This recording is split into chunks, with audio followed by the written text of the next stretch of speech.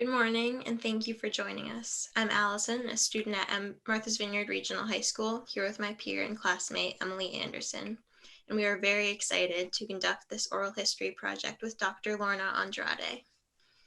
This is a collaboration with Martha's Vineyard branch of the Association for the Study of African American Life and History, the Asalh organization, Martha's Vineyard Regional High School, and the Martha's Vineyard Community Television Station, MVTV. We do appreciate your time, effort, and attention to this timely and needed informational session. Dr. Lorna, thank you so much for being here. Allison, Emily, now, and everybody else who's listening, thank you. Thank you so much for giving me this opportunity.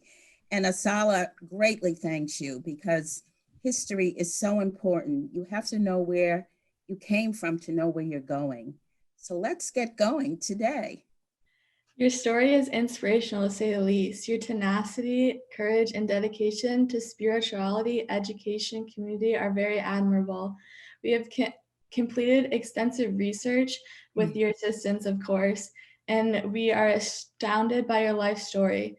There's so much to talk about. Where to begin? Let's jump right in. So, speaking about your parental influence, Oriel and Curtis Chambers, were your parents instrumental in your career choice? And were your parents also in the medical field? Well, Emily, no, my parents weren't in the medical field, but they felt like they were because I contracted polio at the age of 3 before the actual polio vaccine was discovered. And I was paralyzed from the waist down. So my parents had a lot of experience with going back and forth to a pediatric hospital. It was called Haynes Memorial at the time. They spent a lot of time taking turns because both my parents work. You asked me if they influenced me as far as my profession. They told me I could be whatever I wanted to be. And I'll tell you, when you spend a full year in a hospital, and then you're in and out of hospitals throughout your young youth period up until the age of 11, you want to give back to all of those people who helped you. And so I knew my career mode would be in health education or health service. So that's how I ended up in the health career. Wow. So you were introduced to Martha's Vineyard by the way of your aunt, Mariah David, correct?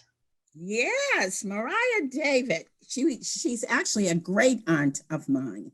This is her all gussied up when they used to have the teas here on the island. She worked for a couple of families here, the McCourt family and the Walton family. And lastly, she did some part-time work for the Saltonstall family. She was a domestic who was transported from Halifax, Nova Scotia. And we used to come visit her when I was 7 years old. And my dad always worked very hard. One of his things for relaxation was fishing. So we would always have these trips to go visit Aunt Mariah and see the island and have my dad to do his fishing and relax his nerves so he wouldn't be yelling at me and my younger brother. So you talked a little bit about how she influenced you and everything coming to the island. So how did she engage you more on the island? And can you tell us a little bit about the first experience as a child coming to Martha's Vineyard? Yeah, it was exciting because you had to take a boat ride. You were on the ferry. And I remember looking and I'm saying, I want to see big fish. I would tell my mom and dad, and they said, well, keep looking, you might see one. That was on the ferry. We got over here to the island. And I remember it was, coming from the city, living in Boston, and then going on a road trip. And then you get on a ferry and then you come to an island. And I'm thinking, it's all surrounded by water. Are we all going to drown? Something going to happen to us? And my dad would say, he just burst out laughing. No, plenty of trees and land and so on and so forth. And like you girls now, you see a lot of houses here. There weren't that many. I mean, there were houses here, but not like it is now. It was much more rural. a lot of woods. I don't ever remember as a little kid walking on what's called a sidewalk, as you see here now on Martha's Vineyard. And the other thing that fascinated me was it was so dark at night here, and you could look up and see all the beautiful stars and everything because it was so very dark. So those are some of the memories. And then, of course, my Aunt Mariah, she was a great cook, and she would have all this fancy baked goods she would make, and chickens, and of course, baked fish stuff, because being Canadian, you always have to have fish and potatoes, and especially codfish, you know. So we learned to eat all those different mixtures of foods. My little brother at the time, Larry, he didn't like fish, so he would be spitting it out in his napkin. And I remember saying to him, someday you're going to learn to like fish. And he did learn after he got a lot older. But getting back to Aunt Mariah and some of her friends, associates, a lot of them were domestics here that worked for people here in the summers. A lot of times Aunt Mariah would visit back in Halifax, Nova Scotia. And we used to go on a school vacation back up to Halifax. And we would always promise her each summer for sure that we would come visit her here while she was working. She had her own quarters within the confines of the homes of those she worked for. And then, of course, she could always get a room at the lodging houses that were here in Oak Bluffs on Circuit Avenue. Yes. So that's what I remember about that. And I always said, when I grow up, I want to have a house here too. And, you know, it came to being. When I got married, and my husband and I, we decided, okay, well, we'll build a small place. We'll make it year round. And then when we finish all our education and everything, and we pay all our bills, we can get a bigger house. So I'm still here. I still have this house, and I always went back and forth from Boston to Martha's Vineyard. So it's been a long haul for over the years. Over 65 years when you think. I was really young when I started coming here. That's great. So we also did some research about your school, and we want to know, can you tell us a little bit about your experience going to Roxbury Elementary School? Okay. Well, there were several schools in Roxbury that I actually attended, because like you start off with kindergarten, maybe go kindergarten, first grade, second grade, then you got to go to another school. And one of the schools was the Ira Allen School. And it was, back then you walked to school. And even with leg braces, I had to walk to school. There was nobody driving me to school like kids get driven today. And a lot of times it was hard for me because kids would make fun of me with the braces on. And depending on what teacher I had, teachers could be nice and some of them could not be not so nice. And I remember in the third grade and the fourth grade, we had beginning of learning how to do domestic things such as cooking and sewing. And to make a long story short, we had a teacher who taught sewing, and her name was Miss Crabtree. I kid you not, that was her real name, Miss Crabtree. I'll never forget her. And she was tall and very slender, wore her hair in a bun, thick glasses, and always walked around with a poker in her hand. And that would make me very, very nervous. And she taught sewing classes. And in order to pass this particular class, to get a good grade in it, you had to make an apron, and you had to learn how to make a bag to put clothes in. Well, in order to do that, you had to learn how to use a sewing machine. Back then, the sewing machines didn't look like the sewing machines you have now. The sewing machines were with the leg presses. The leg presses went up and down, and that would make the machine, the sewing machine, work. Well, if you have leg braces on over your knees, how are you possibly going to get the foot press to go up and down? I couldn't do it. I was trying. I kept trying and trying and trying. So she got very angry with me that day, and she took that poker and cracked me over my knees. And to make a long story short, it did leave welts on my legs. So when I went home, my parents said to me, well, how did you get these welts on your legs? And I said, well, Miss Crabtree gave me punishment because I couldn't get the machine working so that I could make my apron so I could get a good grade. So my mother said to my father, oh, Curtis, we have to go to the school. We have to go talk to this teacher because she can't keep cracking, hitting Lorna on her legs with the poker because she's not able to do that. We'll have to explain that to her. So my parents took off work and they did go and explain to her, please don't do that. She can't do that. But if you give her the materials, we'll help her at home to make the apron and to make the bag. And if that's acceptable to you, that will work. So she went to the principal. This Miss Crabtree went to the principal of the school. And the principal told her, okay, because she can't use that machine, we'll let her do it by hand. So that's how I ended up passing that course. And from that time on, I never wanted to sew. I didn't want to look at a sewing machine. Cooking I like, but sewing, oh, nothing. Even when I got married, if I needed a button sewn on, my husband would do it. Wow. So that was my elementary school plight. During junior high and high school wasn't so bad because by the time I was 11, I had 4 operations and I was out of leg braces at that time and I could walk. I had to wear ugly looking shoes for support, but it was okay. And sometimes kids made fun of you with funny looking shoes on, but that was all right. I got through that. And then in high school, it was better. I began to be able to use regular shoes and walk pretty good. A little limp, but nothing much.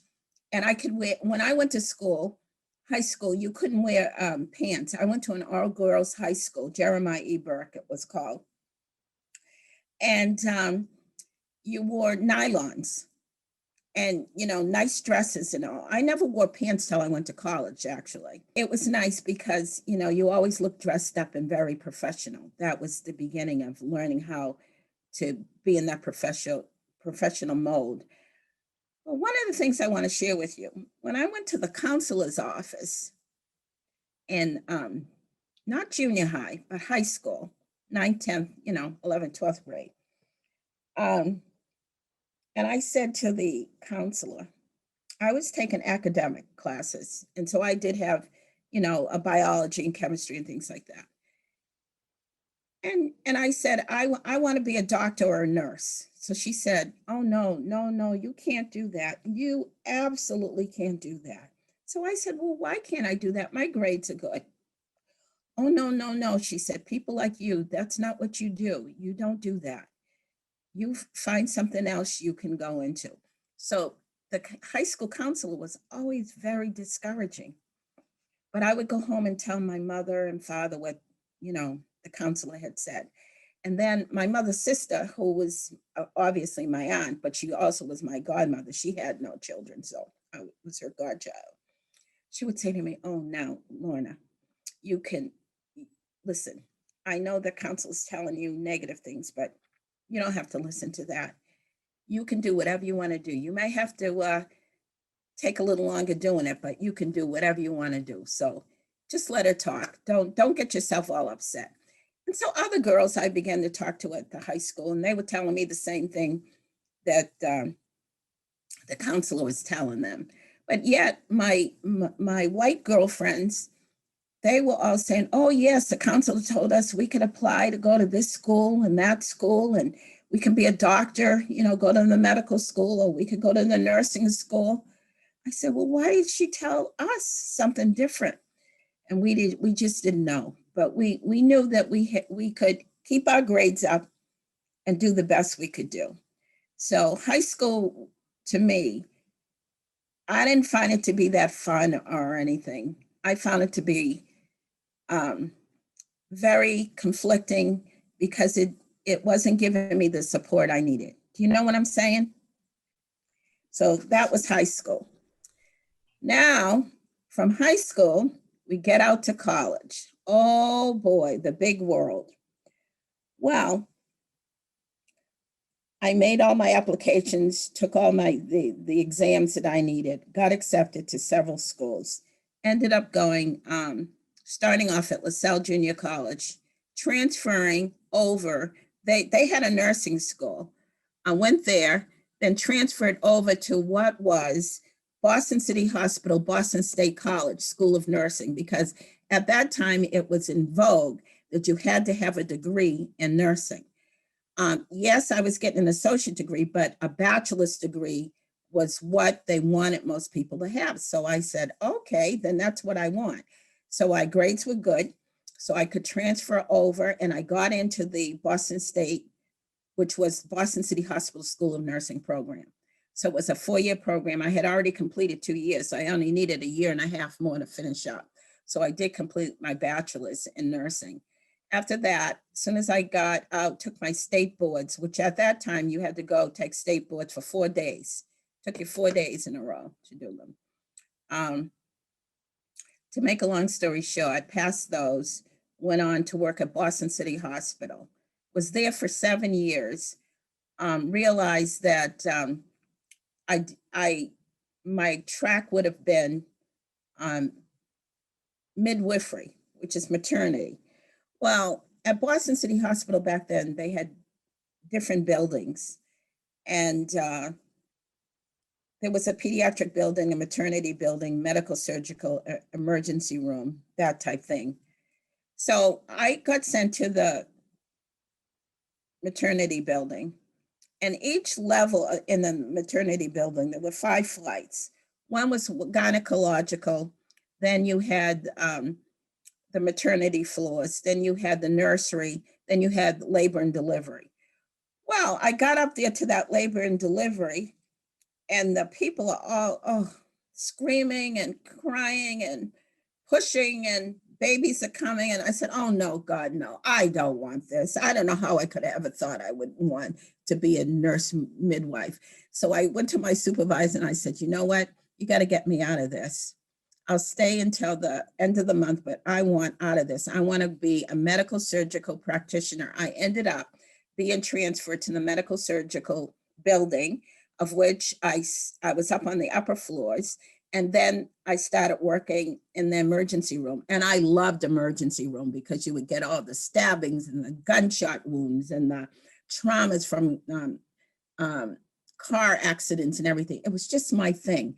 I could think fast and I could move fast and I could get the team working, and I loved it. I loved it. I loved it. And so one day, 2 of the top ER doctors came over to me and they said, we've never seen anybody move as fast and think as fast as you do. You really, and not only that, you educate people as you go along. You really need to think about going into teaching. And I said, who, me, to be a teacher about this? And they said, yes, yes, yes, yes. So I began looking into master's programs at that point. And that's how my track started with the teaching. And it ended up being 40 years of teaching. And I did a master's, and then I went on and did a PhD and an MBA program, because my dad said, what if something happens to you where you have the polio and you can't do your nursing and your teaching anymore, but you could do business? So I said, well, I can do double tracks. I just have to stay in school a little longer and it'll cost more money. And I said, I'm working. So a lot of the facilities, if you work for them and sign on, they met to help pay half your tuition. And then, if you had excellent grades, you could always get scholarships and all. So I was able to work it through. I did have some debt when I finished, but it was paid off fast. And I have loved my career. My heart is in teaching. My passion is in serving people and helping them to be well and educating them. I'm going to take it to my grave, because that's what God has me here to do. And, having been so sick with the polio and almost dying at age 3 years, I know that the good Lord left me here to do what I'm doing even today.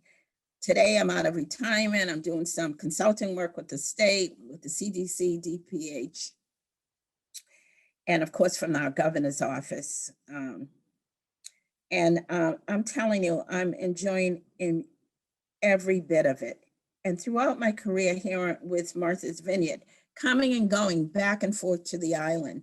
I've set up different programs throughout the span, and we can talk about those more at another level of this conversation. Any questions? Yeah, I have a few about your elementary school years. So we Yeah. unfortunately learned that you endured corporal punishment during your formative years, and this is unheard of for our day and age. Do you feel that corporal punishment was at all a hindrance to your overall well-being?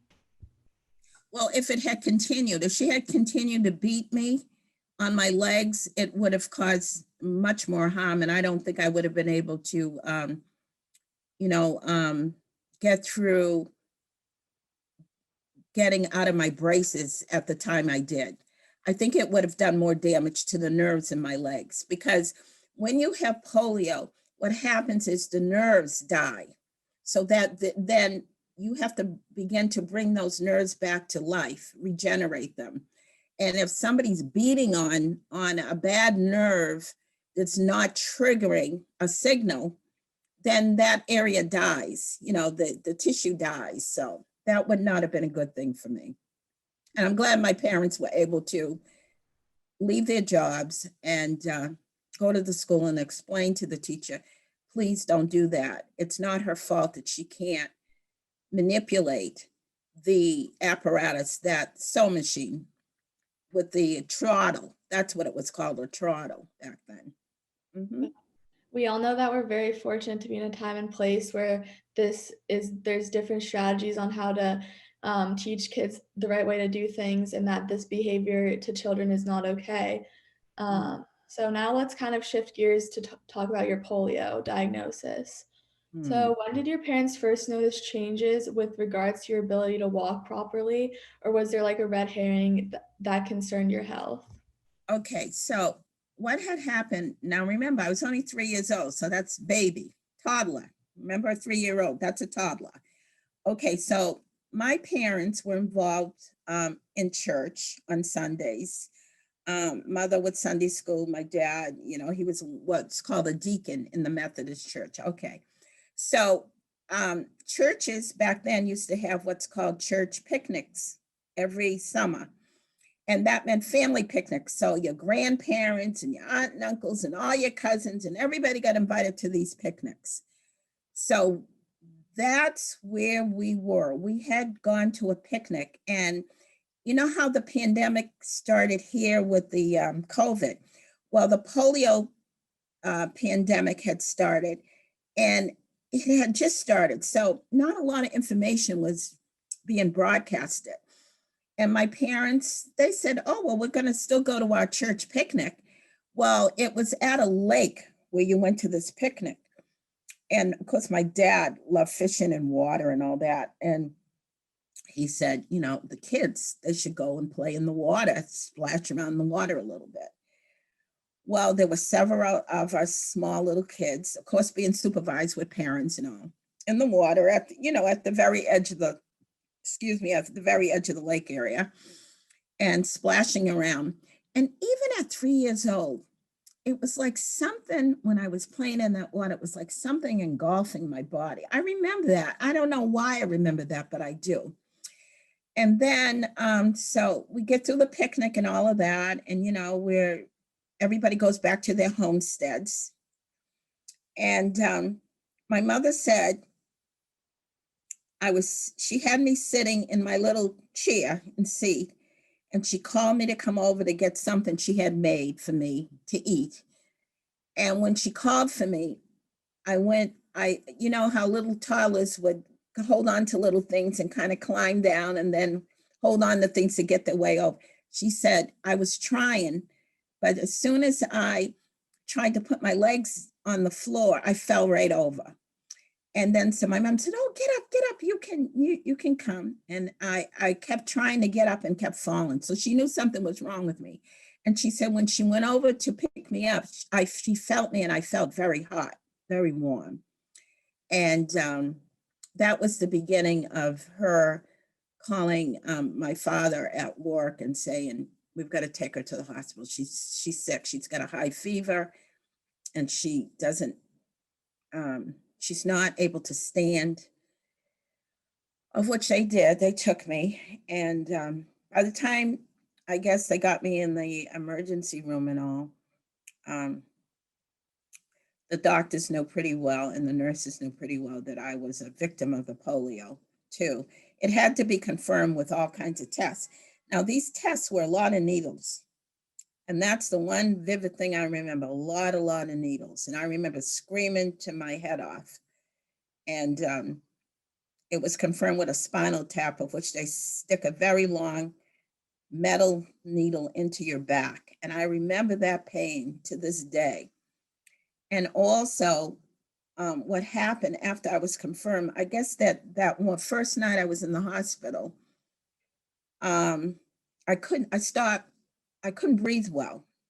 So they put me in one of those iron lungs. Now, you girls are too young to even know what an iron lung looks like, but it looks like, a smoker grill is made like a barrel. Well, an iron lung looks similar to that, and it makes this loud, roaring, swooshing noise, like a swoosh and a swoosh, and it's like a drum swooshing. And when you're a little toddler and you're put in one of those, and then you see other ones lined up beside yours, and they're all making this noise, it was the most frightening thing. And to this day, at 72, every now and then I wake up with a nightmare about that. I still can hear and see that. So I didn't know at the time, but I guess they had told my parents that they didn't know if I would live because it does affect your lungs and also paralysis. They had told them already that I'd never walk again. Now, you got to remember, I was daddy's little girl. I was the firstborn. I had a younger brother. And now my father, his little baby girl is not going to be able to walk, and she may not live. Devastating. So with being involved with the church and all, of course, the parents asked for a lot of prayer. I was in the hospital for 11 and a half months. I always say a year because, round it off. And when I did get out, the treatment was I had to go 3-4 times a week to clinic at the UMass hospital, which is part of the medical center now. It was a private hospital. My parents both worked, so they both had insurance, so they could take me to the best of the best. And I would go get these water treatments and hot compresses, a lot of hot compresses and a lot of exercising. They did a lot of exercising.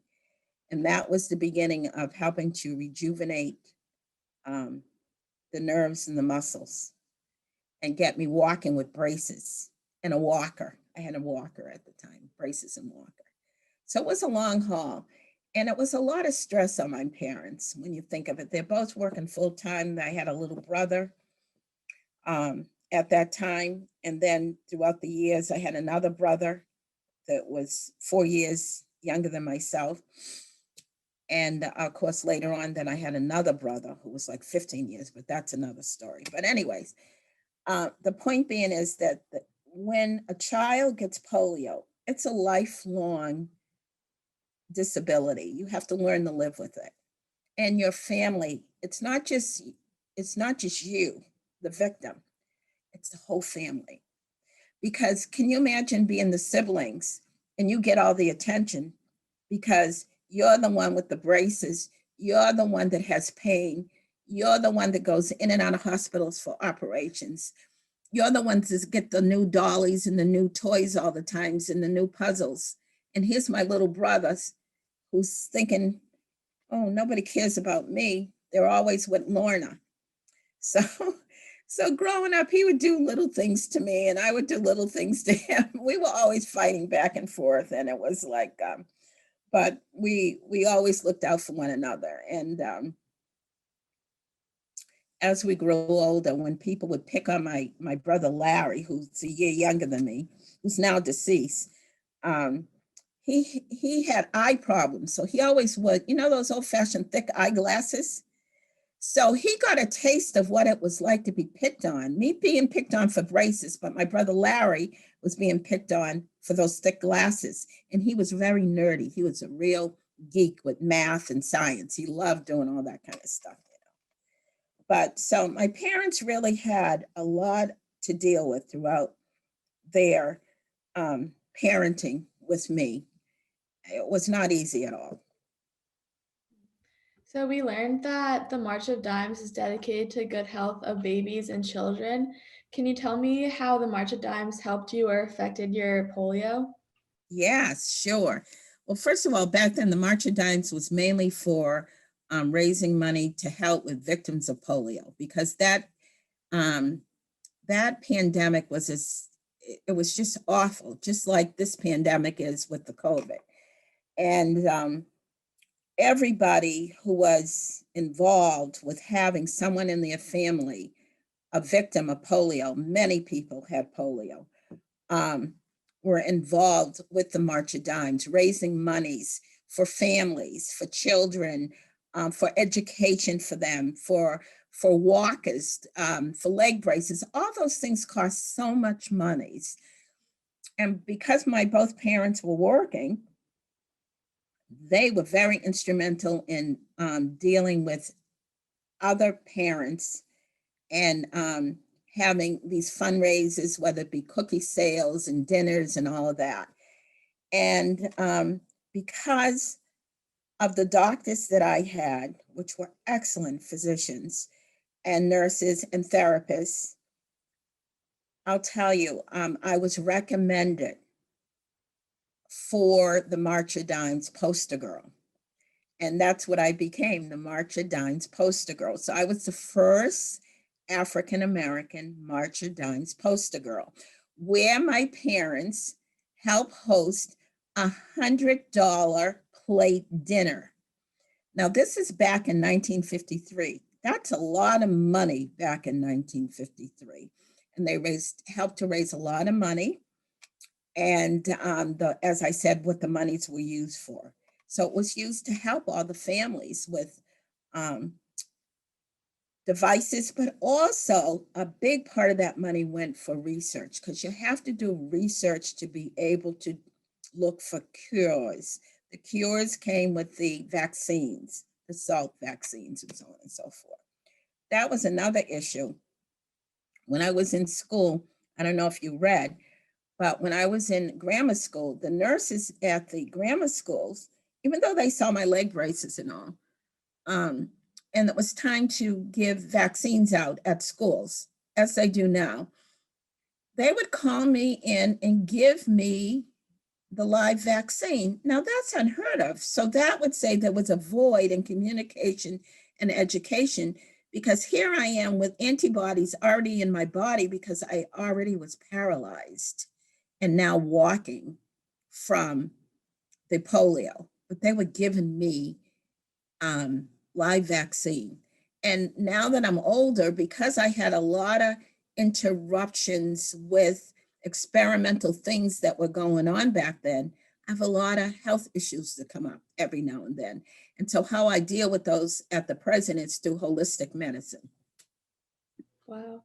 So you talked a Yeah. little bit about the braces during your elementary years. So how long did you have to wear your braces to assist your walking? Until I was out of braces by the time I was 11 years old. No more braces after that, until now. Presently, I'm back in one leg brace. The other leg, I just wear a special orthotic in my shoe. It's strong enough, but the right leg is the weak leg, and I have to use a cane because the muscles have begun to atrophy, shrink again. And so I don't have as much strength in my legs and spine as I had when I was younger. And this all started in my 50s, started going downhill in my 50s. And I did go into denial about it, but I had to face it up and deal with it, as I do now. Wow. You had to go through treatment to improve your polio during your adolescence. What type of treatments do you have to undergo? I know you had a spinal tap to kind of diagnose your polio, but was there any other treatments that you had to go through? Oh yeah, I had actually 4 major surgeries. right now I have somebody's, a cadaver, a dead person's tendon in my foot to help my foot so that when I walk, you have what's called dorsiflexion. That means your foot goes up and down like that. I can never do that with polio. So when they did one of the surgeries, they put somebody else's tendon in my foot. So now my foot can go up and down. That's why I don't have foot drop, what's called foot drop, and the foot doesn't drag along. It actually, I can walk. I can walk as long as I don't get it caught on a rug or something like that. I don't have that drop to deal with. But 4 surgeries it took for me to be able to walk almost normal. Wow. So now let's talk about church. So with regard to your spiritual background, we learned the church you attended, Christ Temple Church in Roxbury, prayed for you daily. How did that affect your spiritual life and your perspective in coming to terms with polio? Well, I think I alluded a little bit before that when my parents were told I wasn't going to live and I'd be paralyzed, that they went to the church folks, the church family, and asked for prayer. And I remember one time they brought me out of the hospital and they brought me to a service on a Sunday morning. I probably was, let's see. This is during one of the very first surgeries I had, and that was a difficult one. So I probably was about 5 then, 5 or 6, and they brought me to a service at the church. And there had to be 6 ministers that came that morning to church because there was going to be a healing service. And what they do is all the ministers put their hands on the victims, the patients that they bring to the church, and they pray. And everybody in the church goes into prayer, and candles are lit in prayer. And I'm telling you, the healing touch of prayer does work even to now, because there are many of my friends here on Martha's Vineyard that have all kinds of problems, and I bring prayer to my church, and my group here on the island prays. So back then at Christ Church, we did that prayer. And when I got more well on Sunday mornings, I was able to go to Sunday school along with my brother, and it was wonderful. But that was the beginning of the healing touch of prayer for me at Christ Temple Church. Yes. Wow. So what church do you attend now on Martha's Vineyard? Well, I'm still a Methodist, and I attend Chilmark Methodist Community Church. And prior to that, I was in the campground here at the Methodist Church for years. Yeah. And so even when I would only come summers and weekends and, holidays, and then during my teaching, I would come to write chapters in the Med Surg books. I would attend church and then go back up to Boston to teach for the week, and vice versa. Yeah. Can you tell us a little bit about your relationship with religion, the church, and your own spirituality? Yeah, well, I have great deep faith, believe me. I've seen miracles in my own health, but also I've seen miracles in my professional being. And there is a God, and he does take care of us, and we just have to be still and listen for it to happen, and it happens. What feelings did you have when the doctors created a vaccine for your polio? Well, I was so young. Think about it now. I was a toddler, 3 years old. So when that vaccine came forward, I think I was about 4, maybe 4.5, was a year later. So I can't really answer that, but I could tell you my parents were very happy because my mother knew at that point, my brother, my younger brother was a year old. And then I had another brother come into being 4 years later. And the biggest thing was these kids are going to get a vaccine, so they're not going to get polio. So I could tell you my parents were very happy about that. And they were instrumental because they helped raise money for the March of Dimes so that the research could continue. One more question about the church. We did notice that you are on the board at your church.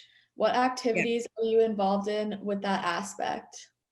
Okay, well, Currently, I'm the administrative council chair, and what that does is it directs and it has the leadership role of making sure that all other aspects of the church governance is maintained. And so I run all the meetings and I make sure that our trustees and that our reverend is happy and that our nurture and outreach committees are working and our prayer groups are working, and it's wonderful. Prior to that, at Trinity in the campground, I too was the administrative chair and did the same responsibility. So yeah, I've always been able to be very happy in leadership roles, and I love working with our church. Yes. That's amazing. Now we're going to shift gears a little bit. You spoke on Okay. this a bit before, but throughout our research, we noticed that you went to Boston State for your associate's degree, No, Boston State for my bachelor's. for your bachelor's degree, Yeah. sorry. Yeah. Cambridge College for Health Administration, is that right? No, that was Union for the PhD. So Cambridge College with a master's in ed, and I did a double degree with my PhD, MBA PhD, and that was in health administration and management. Because with teaching and being in a governance role at a university or a community college, you needed to have a doctoral degree. They don't want to keep you in the role in any administrative role, or if you want to be tenured, that is the track you have to go for. And I've loved every minute of it. My area of teaching has been medical surgical. I did teach a little bit when we've had absenteeism with maternity, but that was just for a brief time, but mainly it's been medical surgical. I think I explained to you that was my love. I love ICU emergency. It's a fast pace, and I just think it kept me on my toes. It's a very moving area, and a lot of education has to take place. And you need to know when you're teaching medical surgical nursing and pre-med, you have to know everything from head to foot, because every system works within itself, but you have to know all systems to be able to teach, so that you can unify and explain how one complicates the other, etc. Wow. Yeah. And Could you tell then later on, I wanted to share with you, Allison, I taught at UMass Dartmouth gerontology. I got myself certified in gerontology because I had not done that. And that was within the last 15 years. And I began to teach a track here in Martha's Vineyard at, you probably all know this name, Nathan Mayhew Seminars. It's no longer now, but that's where I used to have my classes here on island for anybody here who wanted to get a certification or a degree in gerontology. And then I had distant learning. I go back distant learning 30 years, you know. This kind of stuff hasn't been going on just now. It's been going on for years. It's just that the equipment we had back then was very antiquated. So I had my distant learning programs here, whereas I would have students on the other side. So the students over on the campus at UMass Dartmouth could actually talk to the students that were here on Martha's Vineyard. And at the end of the semester, they would come, we would either go over there for a little soiree, or they would come over here for a soiree. That's amazing. Yeah. I loved it. Loved it. Yeah. Could you tell us a little bit about the topic of your doctorate dissertation? Yes, it was dealing with adult day healthcare centers in rural areas. And actually, they still utilize some of the information for that as well. And you know, the COAs, the Council on Aging, the template the template that was used many years ago, 30 years ago, was my part of my dissertation. They used some of the tools from that to be able to develop these programs, and they still use them throughout the country, throughout Massachusetts. Wow. What inspired you to become a nurse educator? Those doctors in the ER who told me that I explained things so well and that I was fast, and that at that time I also took Spanish, and in the inner city you had to pick up a language, whether it be Spanish or French. So I took up Spanish, and we used to get a lot of Spanish speaking patients.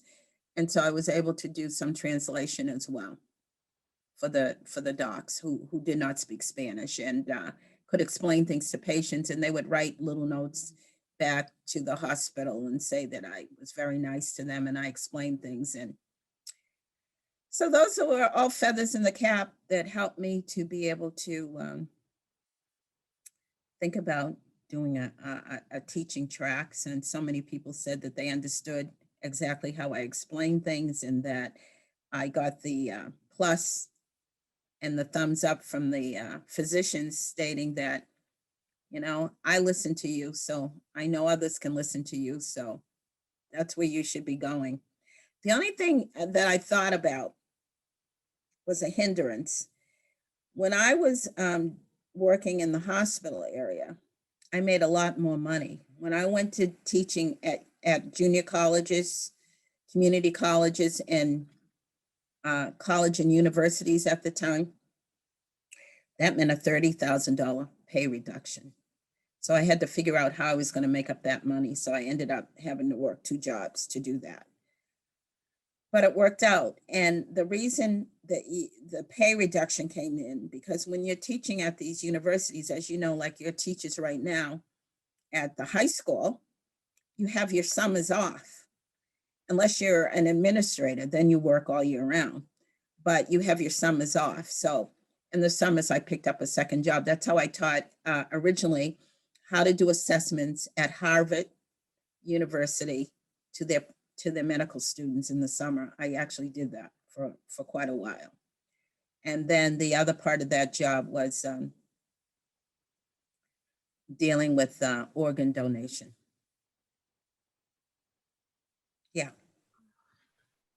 Now shifting gears a bit again, what signs or symptoms did you notice when experiencing your polio relapse?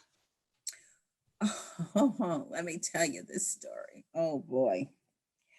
Well, now, as a professor in nursing, you are assigned 10 nursing students to go into the clinical area. Clinical area meaning the hospital. That's where you do the hands-on. You get your theoretical component. That's all your book studying at the college in the classroom. But then you take the students 2 days a week for several hours in a clinical area. So now picture this. You have 10 students. You're one person. If you have junior or senior students, they get assigned 2 patients apiece. Okay? So you are now doubling or more the people that you are overseeing in the clinical arena. So you're running up and down. You know what a corridor in a hospital looks like. They're long corridors, most of them, right? You are teaching people how to put in IVs. You are teaching people how to draw blood. You are teaching people how to give injections. You are teaching people how to suction somebody out. You are teaching people how to bathe people. You are teaching people how to toilet people. I mean, there's so many teaching aspects. So you're constantly running up and down, up and down. The reason why I'm painting this scenario is I want you to see how I've worn out my legs throughout my career. You're doing this for years and years and years, 2 days a week or more, for many hours. It wears down your muscles, and therefore it weakens your spine. And that's what's the beginning of my slide with the post-polio. And it started, I would say, probably about the age of 49, 50 when it started. And I could tell by one reason I knew I was in trouble. I used to wear a lot of pantyhose, and my pantyhose began to be real baggy. And if I wore knee highs, the knee highs would fall down. And I'm saying, these are the same knee size I always bought. But then I said, well, maybe they marked them wrong on the box. But then smartness kicked in, and I started measuring my own muscles, the gastrocnemius muscles, that's your leg muscles. And I noticed that they were getting smaller and smaller. So at that point, I knew I was in trouble. I did start going to my orthopedist and the neurologist, and they told me that something was going on. One of the neurologists that I saw thought I had MS. I said, no. I told my mother about it. And at this time, my dad was real sick, and my mother's tolerance was very poor. So when I told her I thought I might have post-polio syndrome or some type of problem from polio, my mother dropped to the floor and began to scream like I've never heard her scream before, because she knew what she had gone through with me throughout the years. And she knew my father was very sick, and she just couldn't go through that again. So that's what happened with that diagnosis. And it was confirmed. I did see specialists and all, and they just said, Dr. Lorna, there's nothing we can do for you at this point. There is no cure for post-polio. You've lived with this disability all your life. Where you are right now is only going to get worse. And so, go and do all the things that makes you happy. Well, what makes me happy was my career, but I knew it was a death to part of it. I knew I wouldn't be able to run up and down after students anymore in a clinical setting. I knew I could always lecture in a lecture hall, and I've done that thousands of times. 132 nursing students sitting in a lecture hall. That's nothing for me. But my heart was being able to be there clinically with them, with the patients. When the patients died, to be there, that showed them how to do postmortem care, to how to sit with the grieving family and let them know how sorry they are. Have that empathy and sympathy. So that it was a real kick for me. But you learn, you take your hard knocks and you keep moving on. Strength. And it only comes from good parents.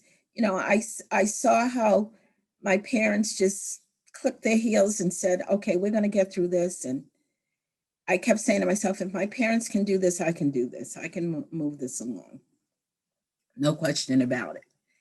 And one of the things I wanted to share with you at that point, my husband had already been deceased for about 10 years. He died of a massive heart attack. And he was young when he died, 43 years old. We had been married for 14 years.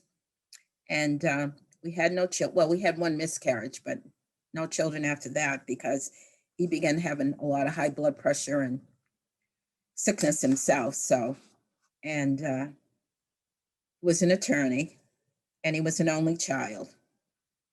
And that was very sad. But I didn't, when somebody leaves you like that at a young age, you can't hop on it because it will eat you alive. You have to move forward.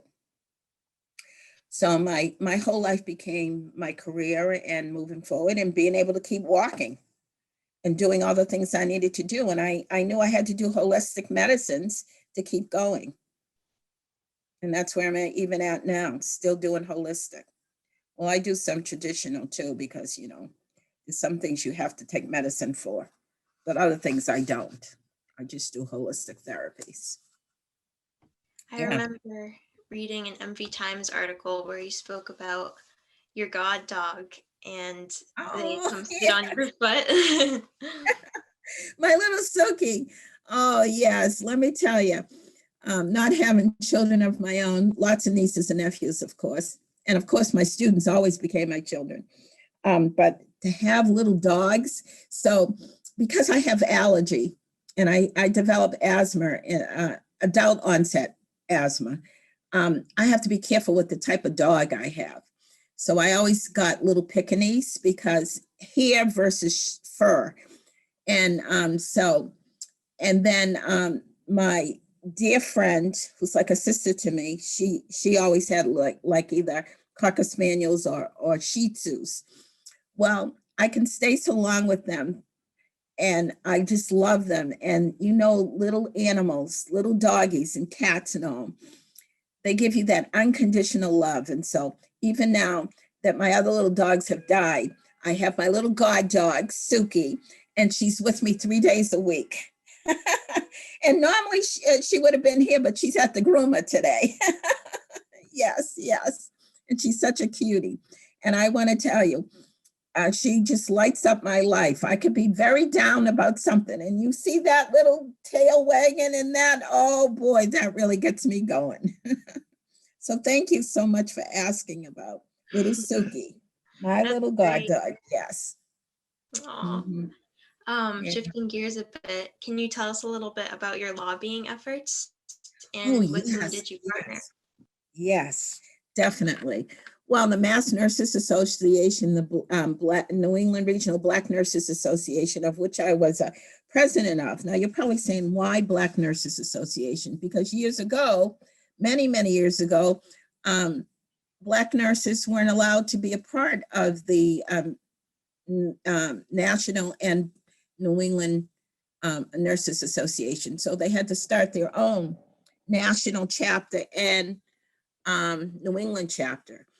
But we did merge and work together, and we would lobby for better pay, time elements, so that you're not working 15 hours a day versus an 8-hour to 12-hour shifts, equal opportunities, being able to be more in administrative roles, things like that. And mainly for better wages and better working conditions. And that's still going on today. That hasn't changed. And I know you hear the news, you hear what's going on with the nurses and doctors now, especially the nurses. They're in the front, they're working 12, 15 hours a day. They don't get home to see their families. It's really hard. It's really hard. And things need to change in that realm. Lots of our nurses have matriculated into leadership roles, and lobbying is part of it. Being a lobbyist, going up to the state house, meeting with your state representatives and even the governors at the time. With all that being said, I, under 2 governors, was appointed to the Board of Registration in Nursing. I was the first Black individual who was on the Board of Registration in Nursing. My role there was to govern the disciplinary actions that were brought forth for nurses who had allegedly committed crimes against patients and or facilities, i.e. stealing drugs or hitting a patient or whatever. And I did that for 8 years, along with my working my 2 jobs. But as I said, when you love something, time doesn't bother you. You just do what you have to do. Yeah. That's amazing. Yeah. Were you able to reach any of your goals in terms of lobbying? Yeah. For example, Roxbury Comprehensive Health Center had nurses working there. It was like a clinic. And so instead of just working 8 hours a day, they would end up working 12 hours a day, no breaks. You had to tag somebody to go to the bathroom, to be honest. Their salaries were much lower. And I lobbied to get that administrative group to decrease the time working, increase the salary range. So that was one facility. At Boston City Hospital, we walked the picket line several times for better wages lobbied at the State House for better wages, because that's city. And that worked out. We got a wage increase, so it did work. And let's see, better, more vacation time, more time away, and more maternity leaves time. So, different activities of daily living within the professional mode was we were able to get it done. And I was at the forefront of that. So I believe in that, always being an activist. If you want to make change, you have to be a part of the change. You can't sit back and talk about it. You got to be a doer. I'm a doer. I love to talk, but I'm a real doer. I put it into action. So, yes. We're so lucky to have you on Martha's Vineyard. Oh, you're so sweet, Allison. I love being here. You guys are, it's my island family. I mean, everybody will say to me, well, did you know so-and-so's daughter and this one? And I'll say, yes, yes, yes. I didn't see them since I was a baby, since they were babies, and I've been around, but working in different areas.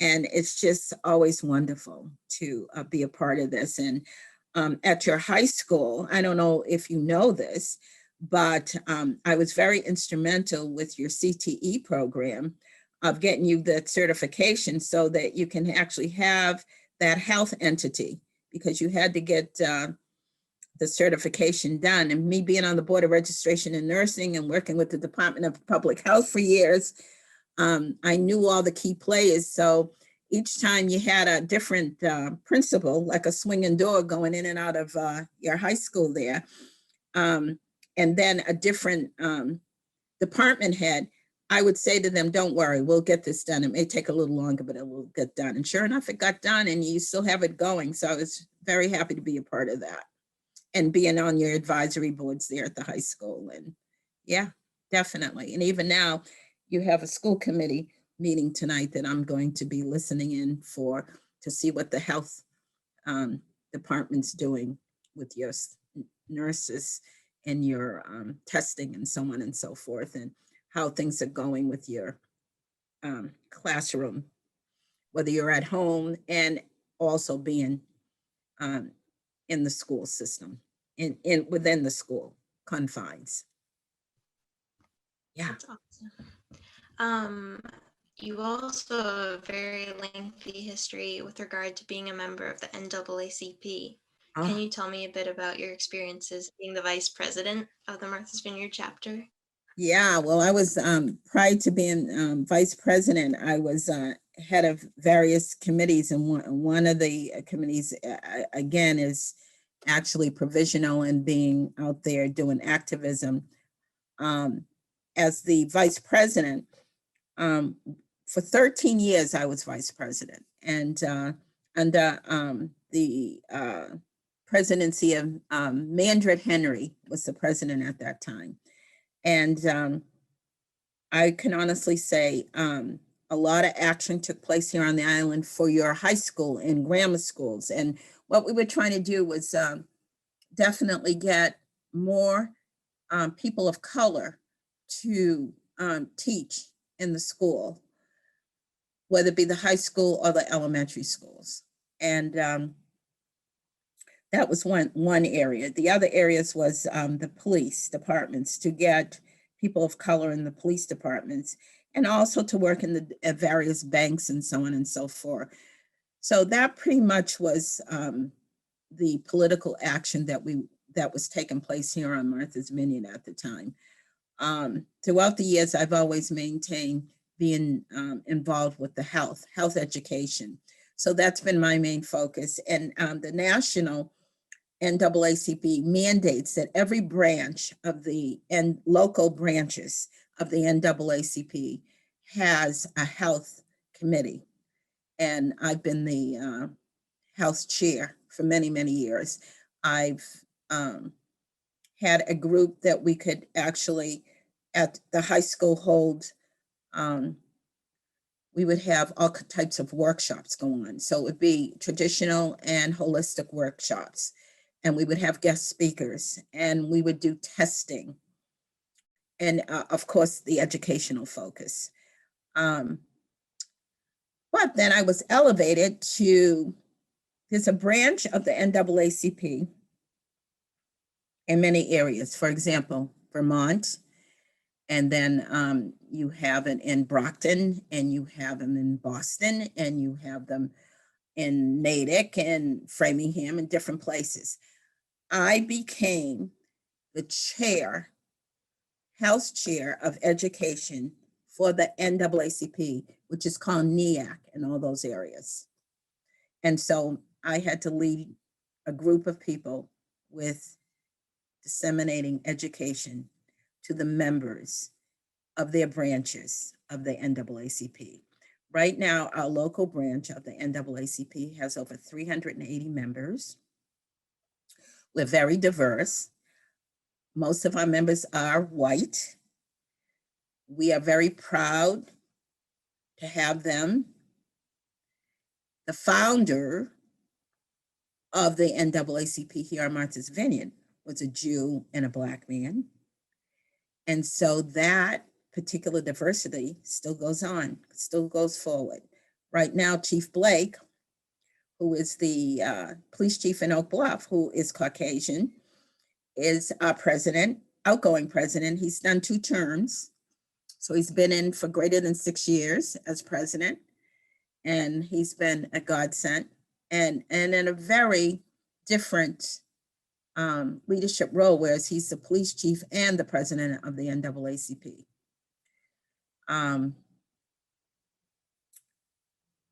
We used to, many years ago, have a youth group.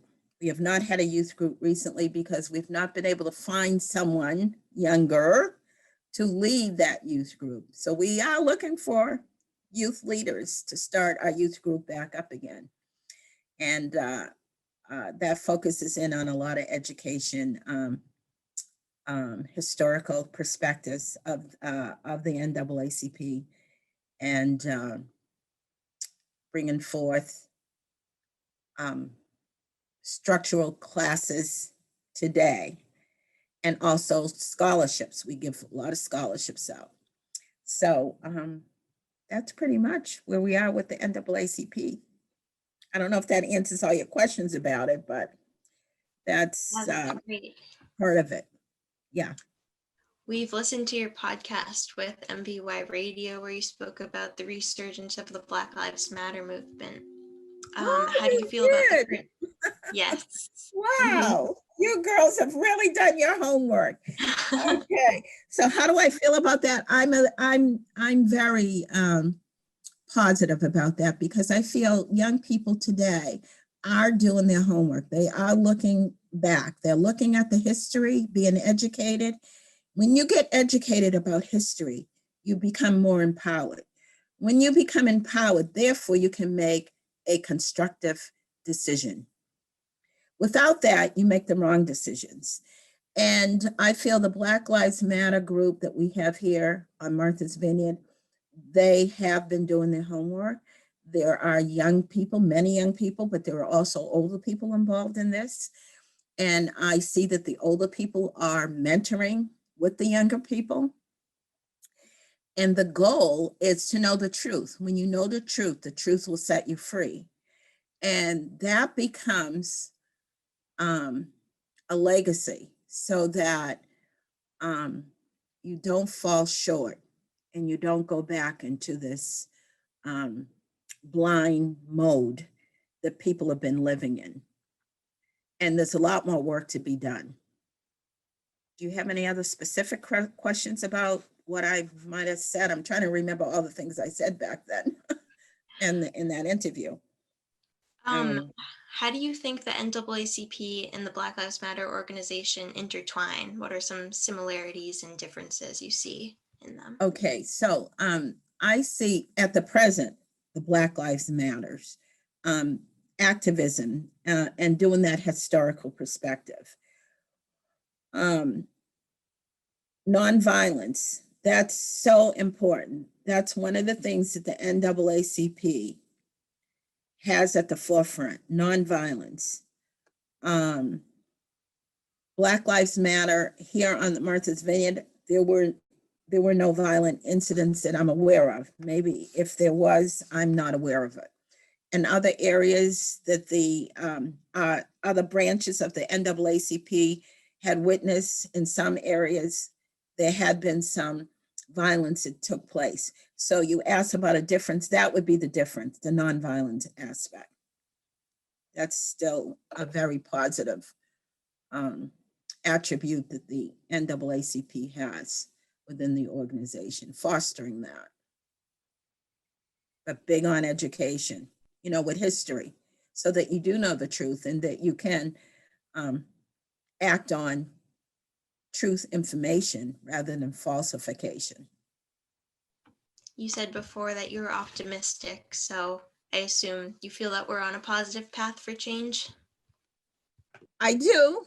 I think it's going to take time. And I just want to talk to you a little bit about optimistic. Where I get that, it's deep in my heart, because I want to show you this. I don't know if you can see it, but I'll hold up. Can you see any of this at all? Can you see what that says? Can you see any of it?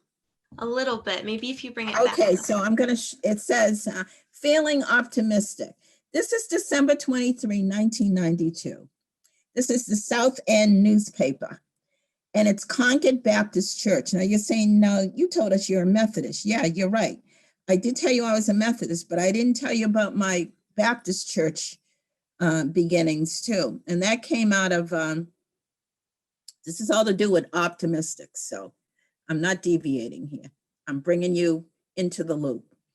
All right, so it came out of, I had several students at Mass Bay Community College in Wellesley that were Baptist church members. And they asked me to come see them. They were doing a play at the Concord Baptist Church, which is one of the largest Black Baptist churches in Boston. It's over near the Prudential building. You know where the Prudential is? Oh, it's over in that area. Well, anyways, to make a long story short, I started going to sessions with them to be supportive, being their counselor, but not only being their professor, but I also became their counselor. So I started going to some of the programs that they had at Concord Baptist Church and loved it very much. And I was asked by the minister, since I was an educator, if I would take on a small group, and this group would be under the auspices of the it's called Optimist International Club. And so I became the vice president of this particular club. And the goal for this was, it was just so wonderful. The goal was to keep people in a positive light. And what you were doing with this group in the South End of Boston, which is a part of Roxbury, was you did fundraising, bowl-a-thons. You united young people for scholarship money. It was all about scholarship. And you taught people to be in a positive frame of mind. As I said, it was such a wonderful group of people, and it kept the college students cohesive, interested, and working towards some of that scholarship money. So Optimist International. So I've been an optimist for a long time throughout my career. I'll take it to the grave, if that answers your question. That's great. Emily, do you want to take over the next question? Yeah, so we have a few other questions we'd love to ask you, if that's okay. Okay. So I know that you have an RN, a BSN, an MED, an MBA, and a PhD. Yeah. What advice or systems of support would you recommend to students who want to go into the medical field or receive more than one degree? Well, I always tell my girls, I'm biased for my girls, that I never think they should have one degree. I always say you should have a degree in your professional career, but also a degree that will back up in case you need to go to plan B. You never know what's going to happen to you in life. And even if you didn't have a degree, get a technical certificate in something. I don't care if it's even car mechanics, but get it so that it's a backup, because you never know what's going to happen to you in life. That's always been my words of wisdom to all my students, my graduate students who have been out of school for years now, who write me every Christmas or my birthday, even now still thank me for giving them those words, and they follow them, because they have had catastrophic events happening in their lifespan, and they had to fall back on something different than what they started out with. That's great advice. Yeah. Thank you. Yeah. And the only reason why I ended up doing double degree at one time, because I was already in the institution. I was working, and then they offset me with scholarships so that I could finish and maintain it, and be able to teach it at the school as well, at the college or university. Mm-hmm. So you talked about being a nurse educator and working in the hospitals. What has been Mm-hmm. your favorite part about working as a nurse educator? Students. I love people. I love to watch students grow. I love them to be able to use critical thinking. I love them to be able to start with a very, very sick patient and see that patient come through that illness, and that they've been a part of being educated well enough to get that person through the illness. Yeah, that's so important to me. I would never pass anybody just to pass them along, to give them a passing grade. They had to earn the grade, really earn the grade. They had to show me that they could take care of me. A lot of times I would have my students, the sophomore students, I would have actually take on a disease. They could choose anyone they wanted, but they had to take on that disease and live with it. Live as that disease in their household for 10 days and write about it and present it to the class. That was part of their grade. Once they did that, they really understood, because it came to the core, the center. Your center is your core. And they understood exactly all the problems, the convoluted problems that happen when you have a disease. Most people don't even realize when you break a finger, and you're so used to using all your fingers, you break one, you have to tie it up or put it in a splint or something, and you can't use that finger anymore. You're at a deficit. So if you lose something else, you're at a deficit. So how are you going to compensate for that? So that's why I would have them to do that. Did that answer your question? Yes, it did. Thank you so much. Now You're I think welcome, Allison Emily. has some. Okay. I know that you're vice president of the Martha's Vineyard Asalh organization. So what are some of your goals for the future of it? Well, the goal is to continue historical presentations, giving true testimonies about families, and educating. And Dr. Khadiji Woodson, who's the founder of Asalh, his big mission in life was education about Black families, and from slavery time to the present. And so my wish is that it continues, and that we all learn from one another, whether we're Irish or Italian or Swedish or German or whatever.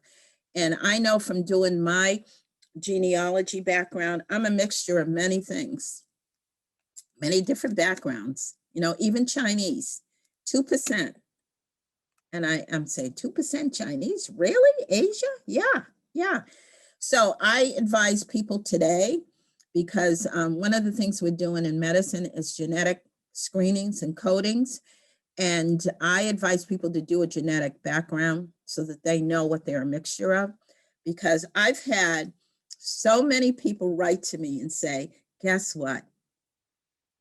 I have African descent.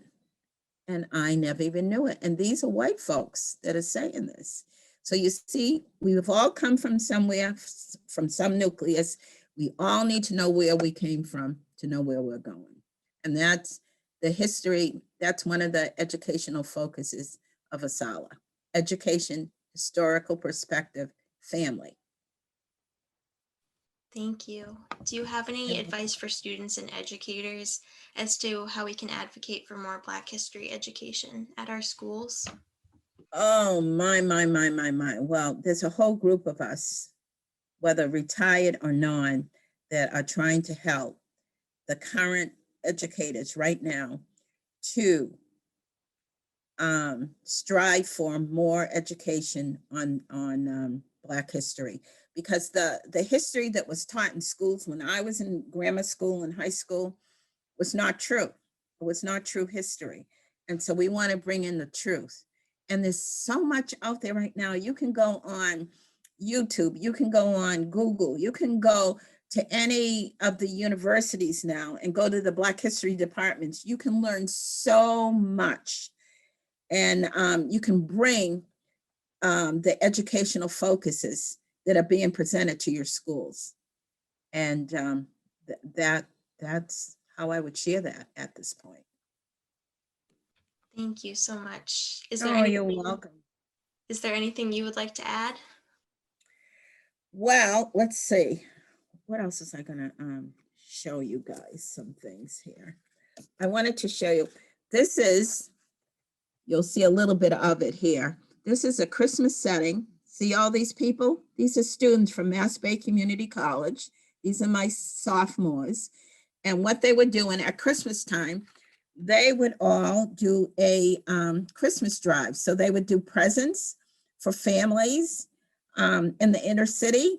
And we would go and deliver presents for families in the inner city. Now, this is after a clinical day. So they had to be up at 4 a.m, meet me at the hospital by no later than 6:30, start clinical, be there all day, pretty much, close to 8 hours, and then do this after. So I'm very proud of that. So I wanted to share that with you. Secondly, I don't know if you can see this, but I thought I'd share it with you since you asked me so much about the polio.